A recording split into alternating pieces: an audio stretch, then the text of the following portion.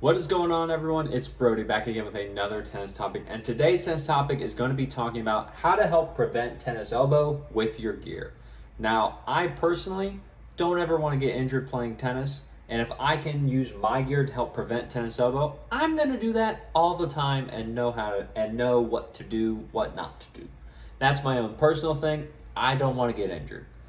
Now, if you are someone that is also curious as to how you may go about using your gear to not get injured or not have tennis elbow happen, then stick around. I'll go through 5 key points here that I found after working with tennis rackets and tennis equipment for the past 7+ years that has worked well for me and worked well for other people that I've recommended rackets to in order to help prevent this from happening.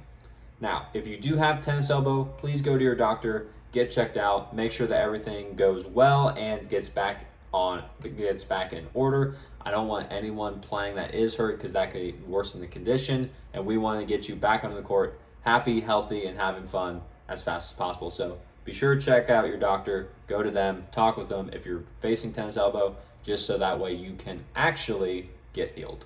Now, getting into this, the very first one I'm going to talk about is going to be the stiffness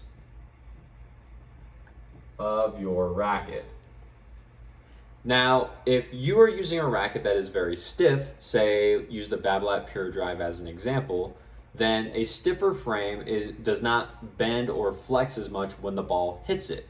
So what that means is that the stiffer frame is sending a little bit more of the vibrations and shock from the ball hitting the string back into your arm, because the racket is not absorbing as much of the vibrations because it doesn't flex as much.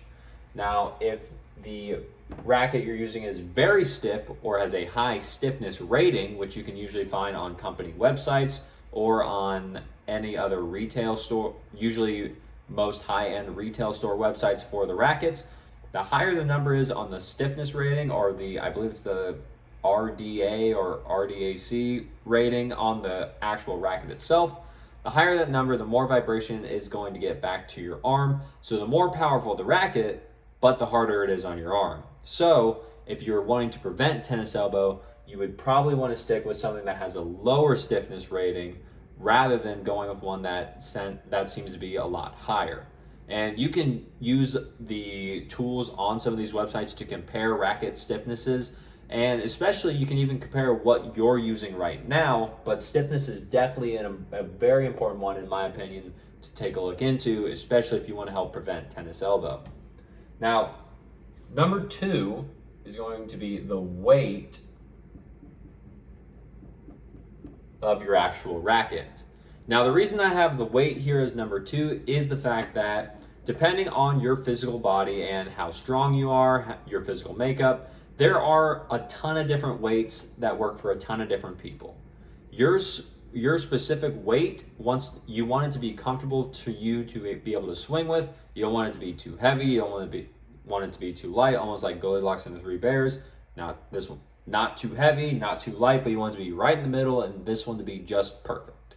Now, perfect, you can very rarely actually get a perfect weight or a perfect racket in general.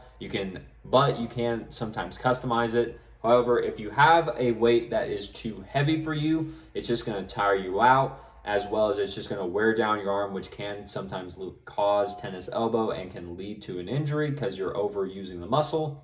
Or if you have a racket that's much too light for you and you're over swinging, you could hyperextend the muscle and then potentially get tennis elbow. So you want to try and find the middle weight, and that's where I will always say to demo a racket first, no matter what racket it is, and no matter if you're just like, no, I just want to buy a new one, please demo it. It's just an easier way to actually know what's going on, and that way you can feel how the racket plays, feel how it works for your game, and feel if it's going to cause you tennis elbow because of how stiff it is, or if the weight is too heavy or too light for you. Now, we'll move on to number 3, and this is going to be the longest one that I have written on here, so it might take me a minute, but it'll be the material /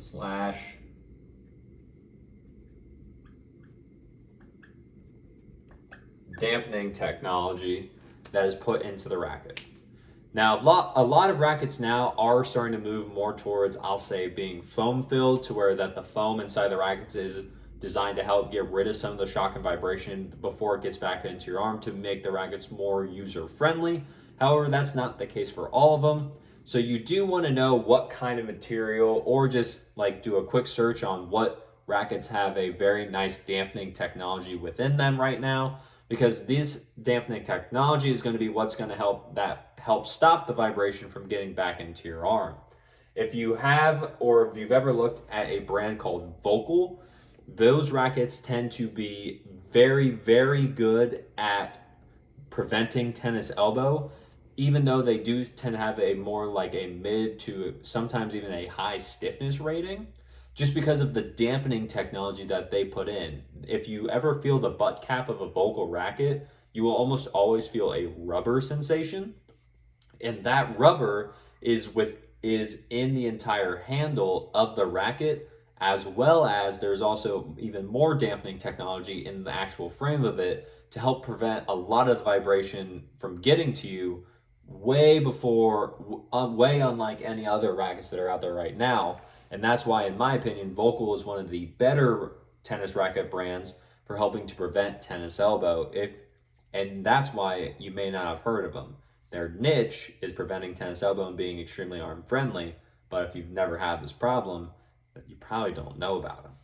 But that's why knowing what material, or like knowing how the dampening technology in the racket you're looking at is going to work is very helpful, because it just gives you a rough idea as to what you can do and what you can look at and what to expect from that racket. Again, I go back to my point, demo the racket first, just so that you can actually feel it before you buy it. Now, with these big three, we talked about rackets.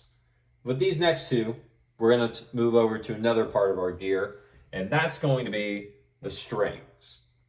Now, over here on strings, we have number one is going to be the type of string you're using. And so the type of string is very important, because there's 4 main types, in my opinion, that you have to look out for. There's natural gut, there's polyester, there's multi-filaments, and then there's synthetic gut / nylon strings. I know there are some people that they like Kevlar, they've used Kevlar before, but I don't like considering Kevlar as one of the main types. It is there. I will acknowledge Kevlar, but I have never recommended Kevlar personally. And I'm not a big fan of it. That's my own opinion. I know some people very much are. Great for you. I'm glad it works out. But to help prevent arm issues, I would say I would leave Kevlar out of this, as well as polyester is arguably going to be one of the more harsh strings on your arm, just because of the way it is made and the material used to make it. If you're looking for a type of string that is going to be softer on your arm, help prevent tennis elbow even more, the best one arguably is going to be natural gut, just because of the way that it's made, the actual materials used being the actual cow gut, and the way that it's formed. This tends to be the most forgiving tennis string, as well as sometimes have the best playability and have the best tension maintenance, and which it can be a little bit debatable at times. But overall, natural gut will arguably be the most arm friendly. However, it is also going to be the most expensive. So, of course, there's the price tag on it. If you want a string that's going to be the most arm friendly, you got to pay the price for it. However, if you don't want to pay that price, which I wouldn't, because natural gut can be super expensive, then you can go down to the next tier level of string, which is going to be a multi-filament string. It's very much like the natural guts that I was talking about, but the multi-filament is not made of actual cow gut, and it is just a multitude of fibers that are wrapped around each other, and that is where over a solid core. And that's where you get the multi-filament string being a little bit easier on your arm, a little bit more helpful with power, and a little bit more helpful in preventing injury like tennis elbow, because it's going to stop some of the vibration or the harshness from getting back to your arm and your elbow. Now, I did mention synthetic gut. I'd say that's like kind of, you could put that in like the middle between natural gut multi-filaments and then polyester and Kevlar, or you could put it on the same level with polyester. I tend to put it in the middle and then polyester tends to be a little bit on the harder side. Now, there are some softer polyesters to help with this, but overall, polyester as a general topic, if you're wanting to prevent tennis elbow or you have tennis elbow and you're wanting to get rid of it, I would say put the polyester away for now. Maybe try a hybrid if you really want to keep using it, but I would mainly stick with natural gut or multi-filament strings. And then finally, I have here, still sticking with strings, at number 5 is going to be the tension you use. Now, with tension, you do have to be careful here because the tighter the string is, especially if you're using a harsher string like polyester, like I mentioned, you do have to be careful because that can sometimes make the string extremely stiff inside the racket. It doesn't allow it to move or snap back. So you can sometimes feel like you're hitting with a board, as some people will describe it.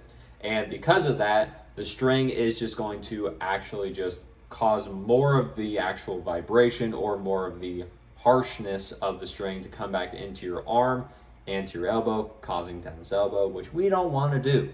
So with tension, if you're wanting to help prevent tennis elbow, you could, if you want to use your racket recommended range as a guide, you could go in the middle of the range or a little bit more to the low end of that. You don't have to necessarily stay in the range in terms of stringing, especially if you're going on the lower end. I personally don't like putting strings above the high range in any racket. That's just my own opinion. I know others don't have that opinion about it, but that's just me personally.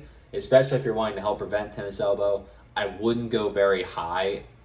I wouldn't go very high in almost any racket, especially if you see the range and you're just like, if I want to prevent tennis elbow, I don't want it to be very stiff. So then I'll go a little bit lower or even lower than what the range recommends. Now, that can also depend on what string you're using. However, general rule of thumb is if you want to help prevent tennis elbow, in my opinion, go lower on the tension and then just work from there. Test to see what tensions work for you, and then figure out where, if you can go a little higher and not aggravate your elbow next time you get it restrung. So, with that being said, those are my 5 in terms of different ways that you can use your gear to help prevent tennis elbow.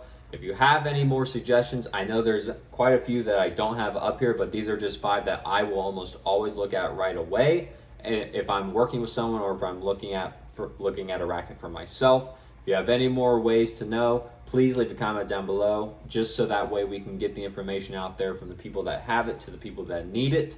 There's a lot of tennis misinformation in the tennis community, so I took it upon myself to make this channel so that we can get rid of that and we can all enjoy the game of tennis we love so much without having to worry about getting risk of injury from our gear.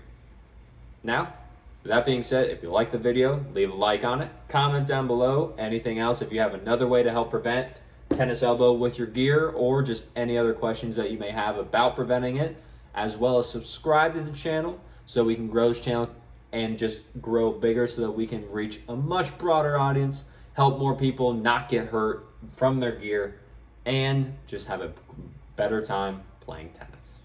So, with that being said, as always, take care.